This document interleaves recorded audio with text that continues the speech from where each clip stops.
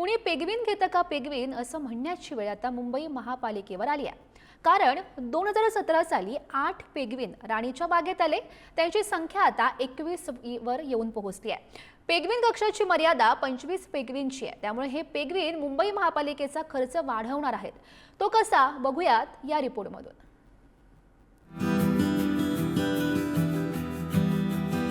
छोटे, गोंडस आणि खेळकर असे हे पेगवीन मागच्या 8 वर्षांपासून मुंबईतल्या चिलापिल्ल्यांना त्यांची ओढ लागली। आता राणी बागेतले ते मुख्य आकर्षण आहेत।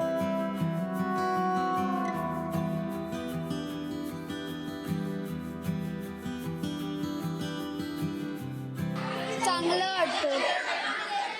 काय बघितलं राणीच्या बागेत? काय आवडलं? Tiger, leopard, alligator, crocodile, jackal, golden jackal बघितलं।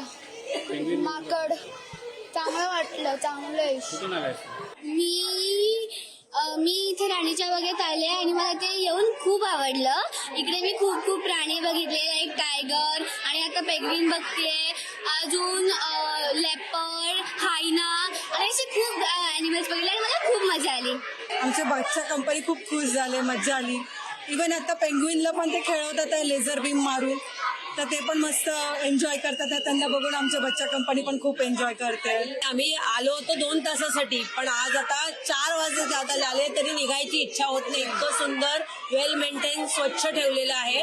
तर सगळ्या स्टाफला आणि जे काय करतात त्यांना हॅट्स ऑफ आमच्यातर्फे। पेगवीनचा विषय जितका या चिलापिल्ल्यांसाठी जिव्हाळ्याचा, तितकाच मुंबई महापालिकेसाठी जीव मेटाकुटीला आणणारा। म्हणजे 2017 मध्ये जेव्हा या पेगवीन महाशयांची एंट्री झाली, तेव्हापासूनच हे पालिकेसाठी एखाद्या पांढऱ्या हत्तीहून कमी नव्हते। आता तर वाढता वाढणाऱ्या पेगवीनच्या संख्येनं मुंबई महापालिका त्रस्त आहे म्हणे। त्याचं झालं असं, 2017 मध्ये राणीच्या बागेत 8 हम्बोल्ट पेगवीन आणले गेले। पेगवीन कक्ष उभारण्यासाठी तेव्हा 10 कोटींचा खर्च आला।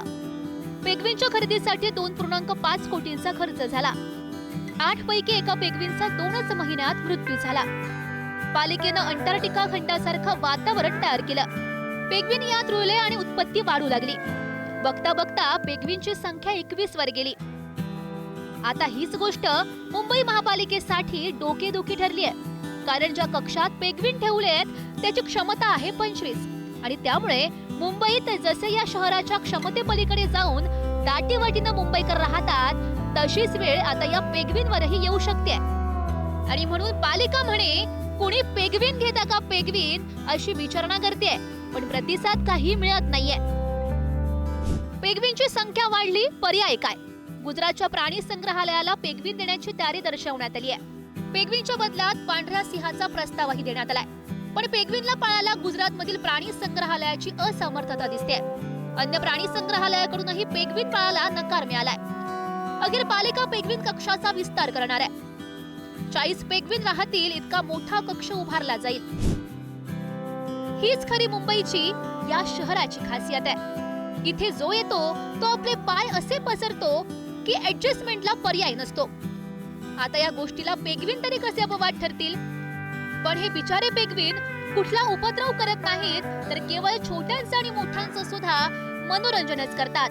आता फक्त मनोरंजनासाठी कोट्यवधींची उधळपट्टी मान्य करायची का? हा ज्याचा त्याचा प्रश्न आहे। निकेश शार्दूलसह ब्युरो रिपोर्ट, पुढारी न्यूज।